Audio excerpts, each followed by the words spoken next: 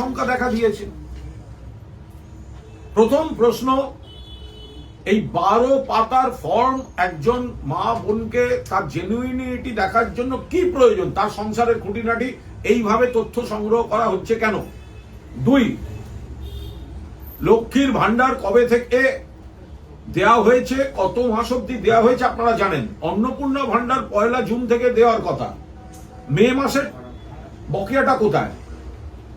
1 June থেকে বিজেপিকে প্রতিশ্রুতি মতো যে মা বোনেরা লক্ষ্মীর ভান্ডারের টাকা পান তাদের 3000 টাকা দিতে হবে।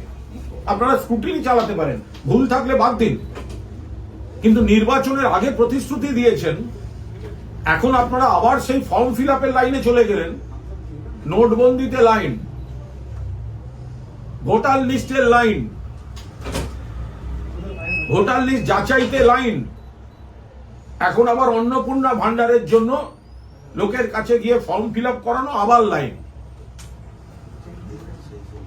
এক, অন্নপূর্ণা ভান্ডার 1 জুন থেকে সকলকে দিতে হবে। যারা লক্ষ্মীর ভান্ডার পান সেই মহিলাদের যা প্রতিশ্রুতি ছিল, আপনারা ভোটের আগে কিন্তু কোনো মাপকাঠির কথা বলেননি। ভোটের আগে কোনো মাপকাঠির কথা বলেননি। অনেক মহিলা আছেন তাদের প্রয়োজন নেই, তারা এমনিই নেন না। অনেক মহিলা আছেন তারা নেন না, তাদের হয়তো প্রয়োজন নেই, নেন না। কিন্তু এই যে 12টা পাতায় এতখানি খুঁটিনাটি কেন, কিসের জন্য? এইভাবে মানুষকে হ্যারাস করার কি মানে আছে?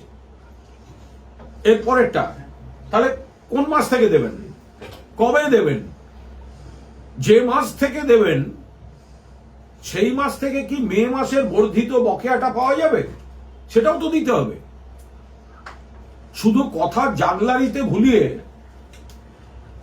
এত কোটি মানুষ পান, সেখানে কার ভুলে কার অন্যায়ে কোন পুরুষ পেয়েছেন বাদ দিন না মশাই, কে বারণ করেছে?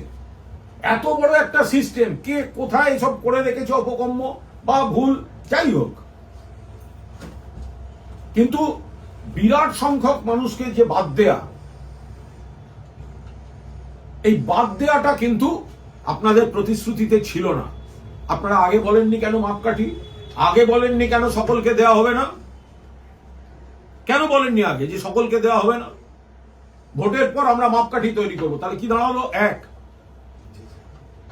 ভোটের প্রচারের সময় যে ফর্মটা বিলি করা হয়েছিল সেটি দিয়ে মানুষকে ভুল বোঝানো হয়েছে, বিভ্রান্ত করা হয়েছে, খারাপ কথায় বললে প্রতারণা করা হয়েছে। কারণ ওই ফর্মটা কিন্তু অন্নপূর্ণা ভান্ডারের ফর্ম নয়। তখন বলা হয়েছিল এইটা ফিল আপ করলেই পাওয়া যাবে, এখন দেখা যাচ্ছে নতুন ফর্ম। নাম্বার 2, নতুন ফর্মে যে এত রকম তার 12 পাতার যে কুচির কাজ, কুটির শিল্প রয়েছে ওর মধ্যে, এটা ফিল আপ করা একদিকে যেমন সময় সাপেক্ষ, জটিল, অন্যদিকে গোটা পরিবারের এত তথ্য কি হবে? মমতা বন্দ্যোপাধ্যায়ের মূল যে স্পিরিটটা ছিল, যে বাংলার মা বোনেদের নিজস্ব হাত খরচা, নিজস্ব খরচাটা দেয়া, আজকে এই 12 পাতার অন্নপূর্ণা ভান্ডারের চক্করে লক্ষ্মীর ভান্ডারের মূল স্পিরিটটা, উদ্দেশ্যটা, সেটা বিঘ্নিত হয়ে যাচ্ছে না তো? আমাদের পরিষ্কার বক্তব্য, 1 জুন থেকে মা বোনেদের 3000 টাকা আপনারা যা প্রতিশ্রুতি দিয়েছেন দিতে হবে, কোনো বাদ চলবে না। নিশ্চয়ই স্ক্রুটিনিতে যদি দেখা যায় কোনো পুরুষের অ্যাকাউন্টে গিয়ে টাকা ঢুকেছে, ভুল হতে পারে, ঠিক হতে পারে, টেকনিক্যাল ফল্ট হতে পারে, বাদ দিন, কেউ বারণ করছে না। কিন্তু একটা দুটো জিনিসকে তুলে ধরে সামগ্রিকতাটায় দেরি করিয়ে দিয়ে ভোটের নির্বাচন থেকে সরে যাওয়া বা নির্বাচনী প্রচার থেকে সরে যাওয়া, এটা কোনো অবস্থাতে কাম্য নয়। ফলে তৃণমূল কংগ্রেস স্পষ্টভাবে দাবি করছে, বাংলার মা বোনেদের অধিকারের জন্য, স্বাধীনতার জন্য, নিজের মনের মতো নিজের খরচাটুকু করার জন্য মমতা বন্দ্যোপাধ্যায় সাধ্যমতো বাড়াতে বাড়াতে যে লক্ষ্মীর ভান্ডারটি দিতেন, আপনারা সেটি সম্পর্কে কুৎসা করতে করতে মানুষকে অন্য প্রলোভন দেখিয়ে বিভ্রান্ত করে অন্নপূর্ণা ভান্ডারকে আপনারা সামনে এনেছেন। 1 জুন থেকে বাংলার মা বোনেদের সকলকে বাংলার মা বোনেরা যারা লক্ষ্মীর ভান্ডার পান, স্ক্রুটিনিতে যা ভুল থাকবে বাদ, বাট ক্রাইটেরিয়া করে বাদ দেয়া, এই প্রতিশ্রুতি কিন্তু আপনারা ভোটের আগে দেওয়ার সাহস করেনি। দাঁড়িয়ে বলতেন যে আমরা লক্ষ্মীর ভান্ডার বন্ধ করে দেবো, অন্নপূর্ণার ভান্ডার আনবো, নতুন মাপকাঠি করে আনবো। আপনারা তো বলেননি। তখন বলেছেন যারা লক্ষ্মীর ভান্ডার পান তারা 3,000 টাকা করে পাবেন। এই হচ্ছে ফর্ম। মানুষকে ভুল বুঝিয়ে, মা বোনেদের বিভ্রান্ত করে কিছু মানুষকে ভুল বুঝিয়েছে ভারতীয় জনতা পার্টি। আমরা এই ভুল বোঝানোর তীব্র নিন্দা করি। মমতা বন্দ্যোপাধ্যায় মা বোনেদের স্বার্থে নিজে থেকে লক্ষ্মীর ভান্ডারের মতো যে ঐতিহাসিক কর্মসূচি শুরু করেছেন, সেটাই ভিত্তি গোটা দেশে। তার উপর দাঁড়িয়ে 3,000 টাকা দেওয়ার যে প্রতিশ্রুতি দিয়েছিলেন বিজেপির নেতারা, আজকে সরকারে এসে সেখান থেকে তারা সরে যাচ্ছেন। অর্থাৎ একটা বড় অংশকে যদি বাদ দিয়ে দেন তাহলে তো 3,000 টাকা দিতে সমস্যা নেই।